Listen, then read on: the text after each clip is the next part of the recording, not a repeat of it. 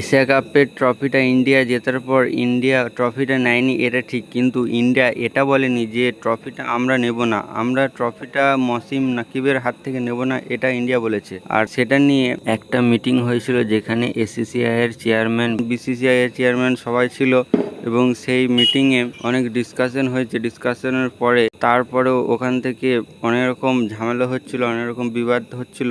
তারপরে ওখানে BCCI chairman উঠে চলে আসে এবং মিটিংটা ঠিকঠাকভাবে সম্পন্ন হয় না, আর কোনো ডিসিশনই এখনো পর্যন্ত বেরোয়নি যে কি করা হবে ট্রফিটাকে নিয়ে। আপাতত ট্রফিটা মসিম নাকিবের কাছেই আছে।